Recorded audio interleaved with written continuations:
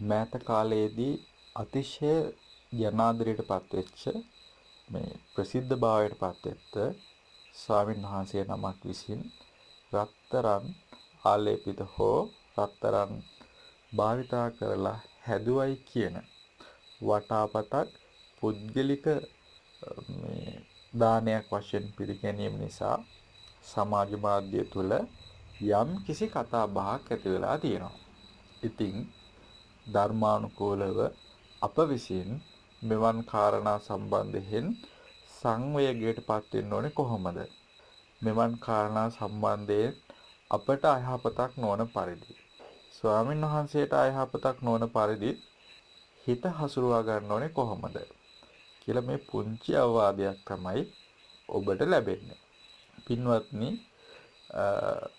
පෙර විසු රහතන් වහන්සේ කෙනෙක්ගේ කතාවකින්ම අපි චුට්ටක් මේක පටන් ගමු. පින්වත්නි, මේ රහතන් වහන්සේ අපේ ලංකාවේ වැඩ හිටපු පුස්සදේව යෝධයා. මේ පුස්සදේව යෝධයා පැවිදි වුණාට පස්සේ ඊටාම සංසුන් ඉදුරන් ඇතිව ඒ වගේ මිහිරි හඬින් මිහිරි ආකාරයෙන් ධර්මයේ දේශනා කරන නිසා මේ ජනතාවගේ ඉමහත් ආදරයට ඉමහත් ගෞරවයට පත් වුණා. පින්වත්නි, මේ කොයිතරම් ගෞරවයට පත් වුණාද කියන්නේ උන්වහන්සේ පන්සලෙන් බැහැරට වැඩම කරලා වෙල්ලේ ආය මැදින් යනකොට ඔය සීසාන ජනතාව ඉන්නවනේ ගොවිතැන් කරන. ඉතින් එයාලා පොඩ්ඩකට ඔය වැඩේ නවත්තනවා. නවත්තලා දැන් ඔයාලා දන්නවනේ සීසානකොට මේ කෑ ගහලා ඒ සත්තුන්ව මෙහෙवलाනේ ඒ සීසෑම කරන්නේ. අර ස්වාමීන් වහන්සේ සංසුන් ගමනින් වඩිනකොට ඉතින් මිනිස්සුන්ට හිත දෙන්නේ වැඩේ කෑ ගහලා කරන්න. නවත්තලා ස්වාමීන් වහන්සේ ඒ කුඹුරු පහු කරගෙන යනකම් මේ දෑත් එකතු කරලා වන්දනා කරගෙන ඉතින් හරි ගෞරවයෙන් ඉන්නවා. පින්වත්නි, මෙන්න මේ වෙලාවේ ඔය මේ සීසෑමට යොදා ගන්න හරක්ට යම්කිසි සහනයක් ලැබෙනවානේ. ඉතින් හරකුත් මේක අත්දැකීමෙන්ම දැනගෙන අනේ අර ස්වාමීන් වහන්සේ ඈතින් දකිනකොට සිත පහදා ගන්නවා. අනේ අපිට සැනසීමක් වේගයක් ලැබෙනවා මේ උත්තමයා හින්දා කියලා. ඉතින් උන්වහන්සේගේ සංසුන් ඉරියව්වටත් ඒ හරක් සිත පහදවාගෙන තිබුණා. පින්වත්නි, මේ හරක් මේ මිනිස්සු තරම් ආයුෂ මේ පරිහරණය කරන්නේත් නැහනේ. ඉතින් මේ හරක් මරණයටපත් වුණා. මරණයටපත් වෙලා මේ කටි තව්තිසා දිව්‍ය ලෝකේ තමයි ඉපදුනේ. මේ භික්ෂුවක් ගැන සිත පහදවාගත්ත පිනට. පින්වත්නි, ගුණ ඇති කෙනා කෙරෙහි සිත පහදවා ගත්තොත් ඒ පැහැදීමට සකස් වෙනවා කර්ම විපාකයක්. දැන් බලන්න, මේ බුදුරජාණන් වහන්සේ ගැන ලොකු වැටහීමක් නැති වුණත් මිනිස්සු බුදුහාමුදුරුවෝ ගැන සිත පහදවා ගත්තාම බුදුහාමුදුරන්ගේ බුදු ගුණ බලයෙන් ඒ මිනිසුන්ට කොච්චර ලෝක යහපතක් සිද්ධ වෙනවද? පින්වත්නි, ඉතින් මේ හරක් දිව්‍ය ලෝකේ ඉපදුනාට පස්සේ දිව්‍ය ලෝකේ කතාවක් ඇතුළත දෙවුරු අතර බලන්නකෝ අනේ අර ස්වාමීන් වහන්සේ කෙරෙහි සිත පහදවා ගත්ත පිනම මෙයාලට කොච්චර උපකාර වුණාද කියලා.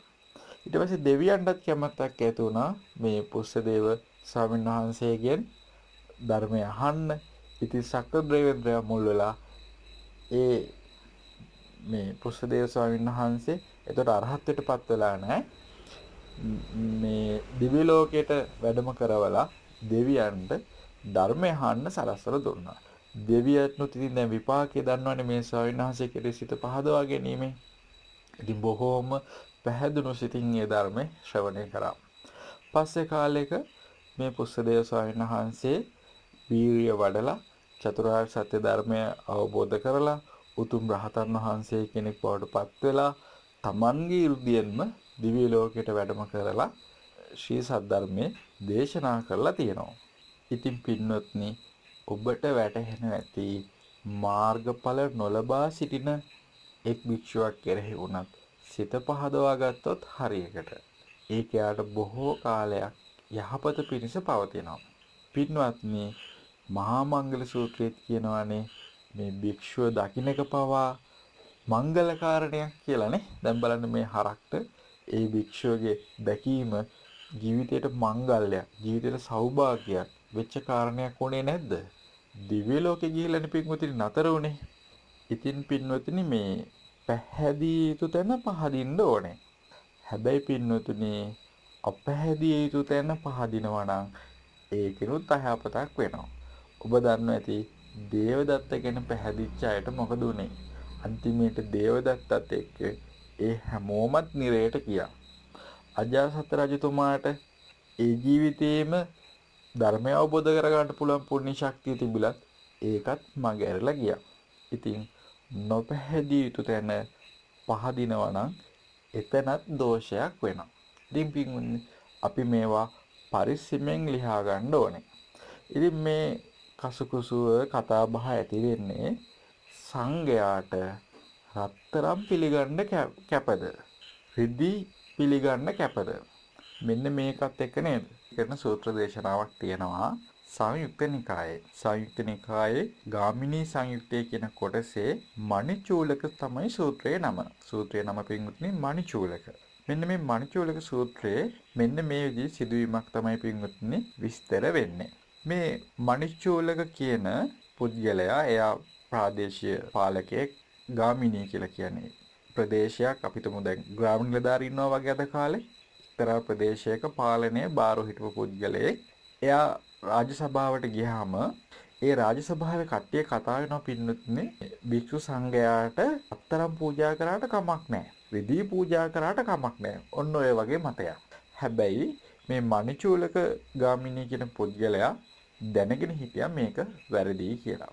ඊට පස්සේ ඒ පුද්ගලයා ඒ රාජ සභාවේ අයට ඒත්තු ගන්නවා මේ වැඩේ හරියන්නේ මේක සුදුසු නෑ සංඝයාට පූජා කරන්න කියලා.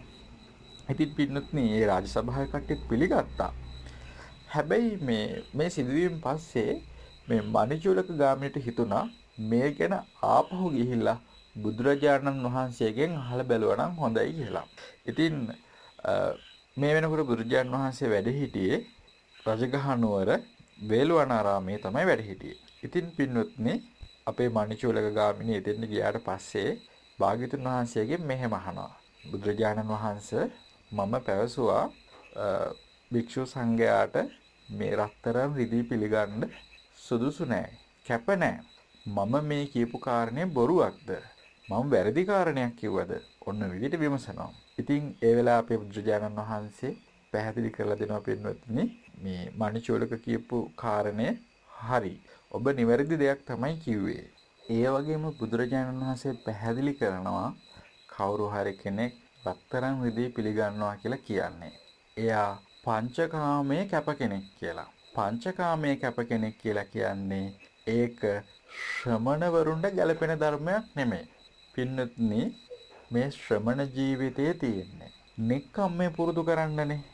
පංචකාමයෙන් බැහැර වෙන ගමනක් නේ මේ ශ්‍රමණවරු ගමන් කරන්නේනේ. එතකොට දැන් එහෙම පැවිද්දට ඇවිල්ලා රත්තරන් රිදී වගේ වටින කින දේවල් ගොඩ ගහන්න නැඹුරු වෙනවා කියන්නේ. මේ ඔබලා මේ වෙලාවේදී අර ස්වාමීන් වහන්සේ ගැන හිත අපහදවා ගන්න යන්න එපා. මේක චුට්ටක් අහගෙන ඉන්නකෝ. එතකොට තේරෙයි ඈ.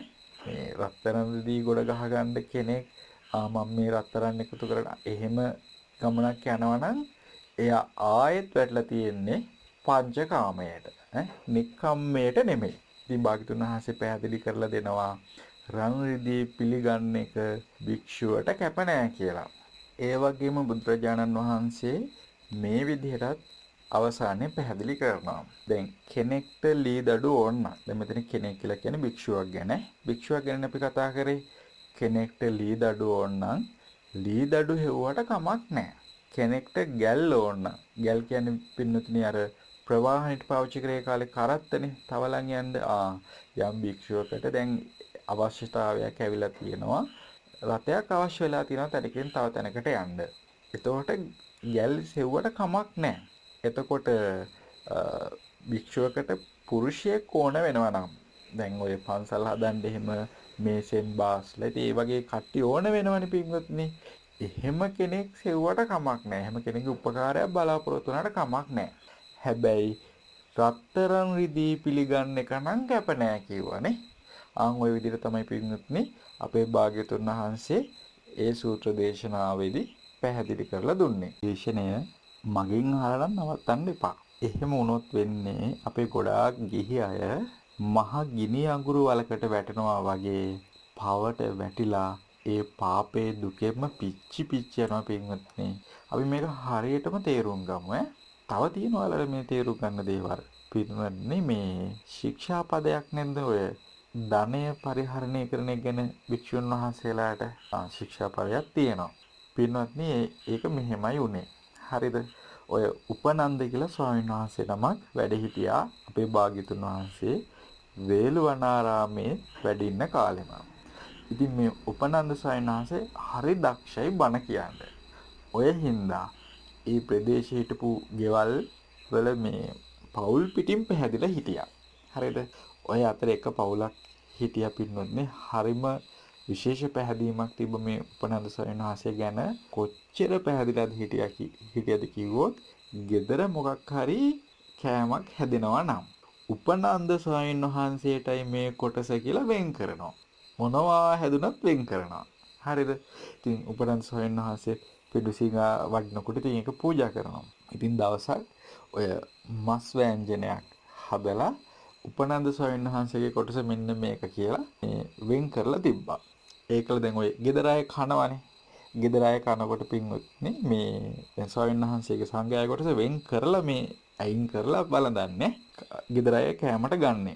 කනකොට මේ ඔතන හිටිය මේ පොඩි දරුවෙක්. මේ පොඩි දරුවට මේ මස් රහ වැටුණා. රහ වැටිලා ඉතින් එයාගේ කොටසක් කාලා තව ඉල්ලනවා. පොඩි දරුවන්ට තේරෙන්නේ නැහෙනි පින්වත්නි. ඉතින් මේක අඬලා දොඩලා මේ ලොකු විජ්ජුබ්බරයක් කරලා ඉල්ලන්නේ නැති. අන්තිමේට මේ ගෙදර අයට මේ අර උපනන්ද ස්වාමීන් වහන්සේ වෙනුවෙන් අයින් කරලා තිබ්බ කොටස දෙන්න ඕන. ඒ කියන්නේ මේ පොඩි ළමයා දැකලා තිබ්බ ඕක අයින් කරනවා. වෙනදත් වෙන් කරන ඉඳ දන්නවත් ඇති. ඊට පස්සේ ඉතින් ඕක දෙන්නකොට ඒ ගෙදර හිටපු මේ පියා තීරණය කරා මෙන්න මෙහෙම. අපි උපනන්ද ස්වාමීන් වහන්සේට ඊළඟ දවසේ මේ මස් ටිකක් අරගෙන උයලා දෙමු.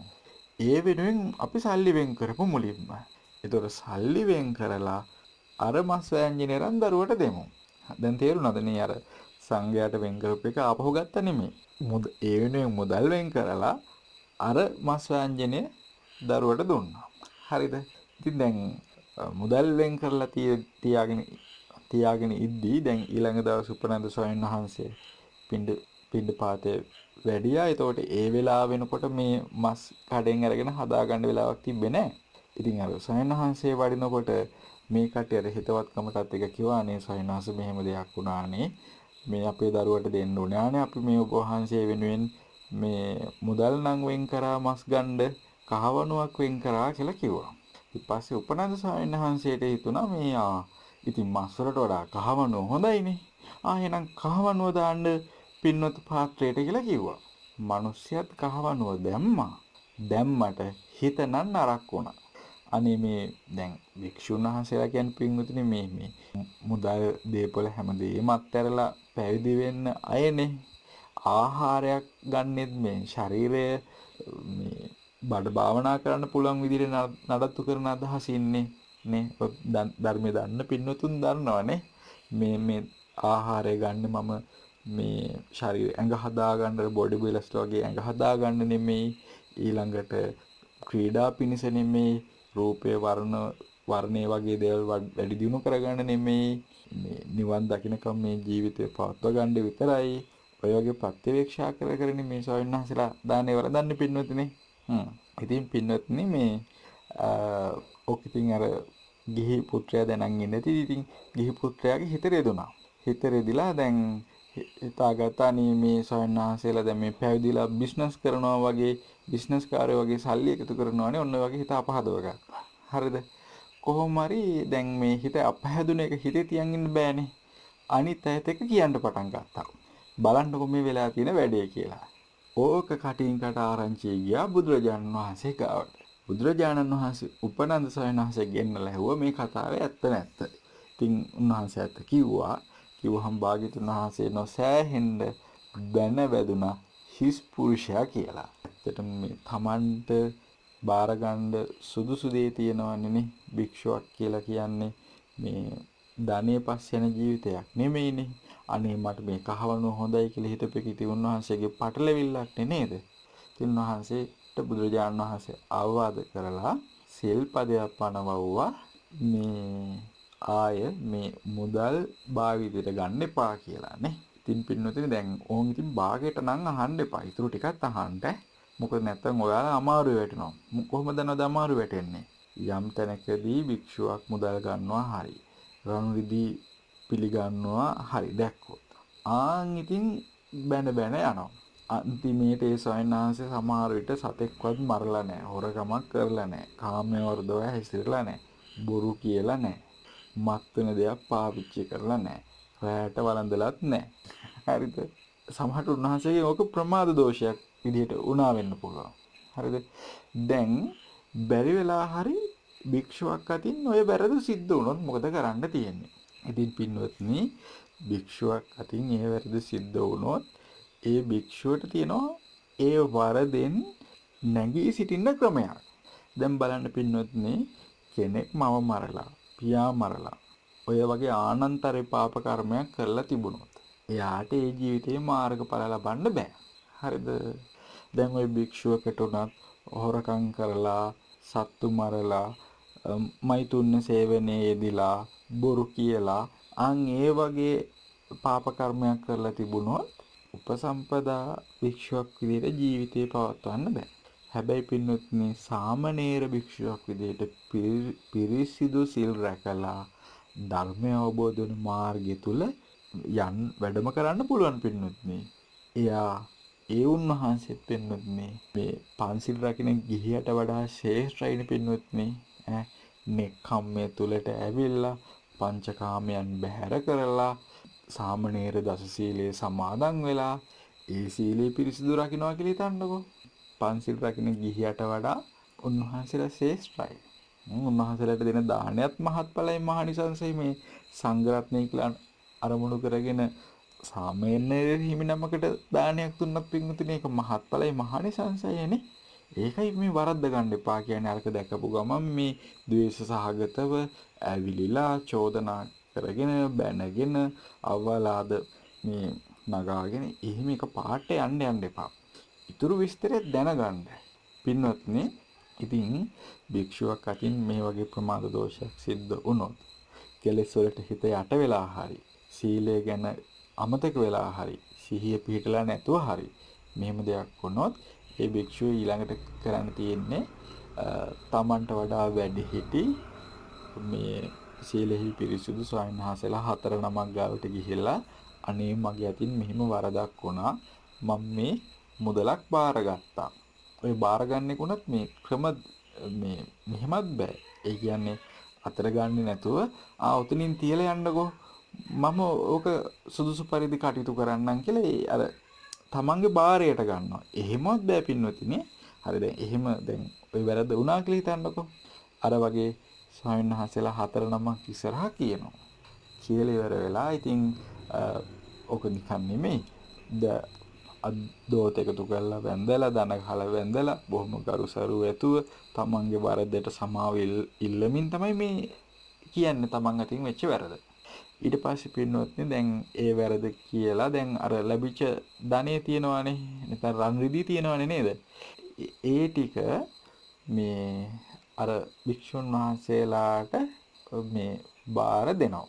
දැන් ගිහි කෙනෙක්ගෙන් භික්ෂුවකට ගන්න බැරි වුණාට භික්ෂුවකගෙන් භික්ෂුවකට ගන්න පුළුවන්. හැබැයි ඒ පුද්ගලික පරිහරණයට නෙමෙයි. හරිද? ඊට පස්සේ පින්නොත්නි දැන් ඔය මේ ගිහි උපාසකවරු ඉන්නවානේ මේ ඒ ආරාමයක් එහෙම බාරව වැඩ ඉන්න ඔය දායක සභාවක් එහෙම තියෙනවනේ නේද? දැන් ඔය ඒ පින්නතුන් එතෙන්ද ආපු වෙලාවක අර මුදල ගැන සඳහන් කරලා කියනවා මෙන්න මේ විදිහේ මුදලක් තියෙනවා. මේකට සුදුසු දෙයක් කරන්න කියලා. හරිද? හැබැයි පින්නොත්නි අහවල් දේ මට ගේන්න මේ දේ මට ගේන්න කියලා නම් කර කියන්න බෑ. හරිද? දැන් බැරි වෙලාවත් අර ගිහි උපාසකයා ඇහුවොත් මොන වගේ දේවල් මොකක්ද සයන්වංශ මම මේකට කරන්න ඕනේ මම මොනවද ගේන්න ඕනේ කියලා ඇහුවොත් භික්ෂුන් වහන්සේලාට පුළුවන් අපිට මෙන්න මේ වගේ දේවල් අකපයි.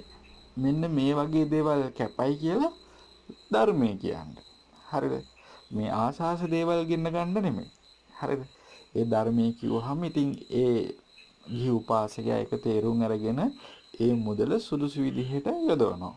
හැබැයි පින්නත් ඔය අවස්ථාවේදී උනත් අර මුදල මුලින්ම පිළිගත්ත භික්ෂුව ඉන්නෝනේ සිල්පදය මේ දෝෂයට ලක් වෙච්ච ඒ භික්ෂුවට මුකුත් කියන්න බෑ. ඉතින් මේ ඊළඟට පින්නවත්නේ දැන් ඔය දැන් අපි හිතමු මේ ගිහි කෙනාට තේරෙන්නේ මේ වැඩේ කරන්න කියලා. එතකොට කරන්න තියෙන පින්නවත්නේ මේ ස්වාමීන් වහන්සේලා සංඝයා වහන්සේලා එකතු වෙලා එක භික්ෂුවක් සම්මත කරගන්නවා. ඉතින් මේක නිකම්ම නෙමෙයි. ඔය ඡන්දයෙන් අගතියට යන්නේ නැති, දේශයෙන් අගතියට යන්නේ නැති, ඔන්න ඔය වගේ සුදුසුකම් බලනවා. බලලා මේ ඒ භාග්‍යවතුන් වහන්සේ අවවාද කළ තියෙන මොනවද බලන්න සුදුසුකම් කියලා. ඒව බලලා ඒ භික්ෂුවක් සම්මත කරගන්නවා. ඊට පස්සේ ඒ භික්ෂුවට අවසර තියෙනවා මේක මේ මුදල තියෙනවානේ ඒක විසිකන්න. හරිද? බහැරට දාන්න. එතකොට ඒ දානකොට ඒ භික්ෂුව දැන් අර ඡන්දයෙන් අගතියට යන්නේ නැති හිත මේවට ඇලෙන්නේ නැති භික්ෂුවක්නේ තෝරගන්නෙත් නේ. ඒ භික්ෂුව මේක මේ විසික් කරනකොට කොහෙටද වැටුනේ කියලා මේ අර නිමිති සටහන් තියාගන්න බෑ. තියාගත්තොත් ඒක ඒ භික්ෂුවට ආයේ දෝෂයකට හේතුවක් වෙනවා. ඉතින් ඔය ගොඩාක් වෙලාට කරන්නේ මේ පස්සෙන් පස්සට ගිහිල්ලා ඔලුව උඩින් ඈතකට විසික් කරලා දානවා. ආයේ කොහෙද වැටුනේ කියලා පේන්නේ නැති වෙන්න. ඔලුව උඩින් පිටිපස්සකට වගේ විසික් කරලා ඔය කැරකිලා ආයේ කොහෙද වැටුනේ කියලා හොයන්නේ නිමිති තියාගන්නේ සටහන් තියාගන්නේ නැහැ. පින්වත්නි සිත පහදවා ගන්න පින්වත්නි නෙක්ඛම්මය. මේ කාමයන් අත්හරින අදහසම තමයි මේ සංඝ සමාජය තුළ තියෙන්නේ. පැවිදි ජීවිතය කියන්නේ පින්වත්නි කාමයන් අත්හරින අදහස දිහාවටම ගමන් කරන ජීවිත. ප්‍රමාද දෝෂයක් වෙන්න පුළුවන්. හරිද? සිත කෙලෙස් වලින් යට කරගෙන යන අවස්ථාවක් එන්න පුළුවන්. දැන් ওই ගිහි පින්වතුන් උනත් තරහ ගන්න නැහැ කියලා හිතුවත් තරහ යන වෙලාවක් එනවා නේදනේ. එහෙම ආවට මේ ප්‍රමාද දෝෂයක් වුණාට ඒ දෝෂය එයාගේ ජීවිතයට බද්ධ වෙලා මේ ඒකෙන්ම ජීවිත ඉස්සරහට යන්නේ නැහැ. පිළියම් තියෙනවා. නිවැරදි වෙන්න ක්‍රම තියෙනවා. නිවැරදි වෙලා තමන්ගේ හෘද සාක්ෂිය පිරිසිදු කරගෙන මේ යහපත් පැවිදි ජීවිතයක් ගෙවලා උතුම් මඟඵල ලබාගෙන මේ චතුරාර්ය සත්‍ය මේ ලෝකෙ දේශනා කරමින් ගිහි පින්වතුන්ට ධර්මයේ සිසිලස ලබා ගන්න අවස්ථාව සලසලා දීලා උතුම් ගමනක් වඩින්න පුළුවන්කම තියෙනවා. ඒකයි මම අර කිව්වේ මේ දෙයක් සිද්ධ වෙච්ච කලියට ඒක කර පින්නාගෙන ජීවිත කාලෙම ඔය සයන්නාසයාට ගරහා බැන ඒ අනේකින් යාට පව් සිද්ධ වෙන්නේ. ඇයි පව් සිද්ධ වෙන්නේ? දැන් බලන්න අඟුලිමාල මිනි මරුවා. හරිද? ඒ මිනි මරණ කාලේ මේ මිනි මරුවා කියලා බැන්නොත් මිනි මරුවෙකුට බනින්නේ. හැබැයි අඟුලිමාල පස්සේ මොකද වෙන්නේ? ඒ සියලු වර්ධින් අත්මිදිලා වලාකුලින් බබලන පුන්සඳ වගේ වලාකුලින් බලන පුන්සඳ වගේ උතුම් අරහත්ත්වයට පත් වෙලා ඊට පස්සේ අඟුලිමාල පිරිතෙන් සත්‍යක්‍රියා කරලා මව්වරුන් මේ කියන්නේ මේ අඟුලිමාල පිරිතේ අනුභවය තියෙනවා පින්වත් මේ කල්පයක් මෛත්‍රී බුද්ධ ශාසනයේ මේ ලෝකේ පහළ වෙන කාලේ මව්වරුන්ට යහපත පිණිස ඒ මෛත්‍රී මේ බුදුරජාණන් වහන්සේත් මේ අඟුලිමාල පිරිත තමයි මේ ඉස්මතු කරලා දැන් දේශනා කරන්නේ. ඉතින් පින්නතුනි ඔය තරම් ශ්‍රේෂ්ඨත්වයට පත් වුණා නම් අර මිනිමකෝ ඊට පස්සේ පත් වුණාට පස්සේ කෙනෙක් කියනවා නම් ආයෙත් චෝදනා කර බැන ඉන්නවා නම් එතකොට අඟුලිමාල මහරහතන් වහන්සේට බණින අකුසලේනේ කරගන්නේ පවනේ කරගන්නේ නේ. ඒකයි පින්නතුනි කියන්නේ අර කරේ තියාගෙන යන්න එපා. දෝෂයක් වුණා හරි වැරද්දක් වුණා ඒක වැරදි කිව්ව ඉච්චරයි. එතනින් එහාට මේක අර ජීවිතයට බද්ධ කරගෙන මේ ඒ සයන්හන්සේගේ ජීවිතයත් මේක බද්ධ කරලා හැමදාම ඒ කෝණෙම බලමින් අර හිත ASCII පටිගය වඩමින් අකුසලයට වැටෙන්න එපා.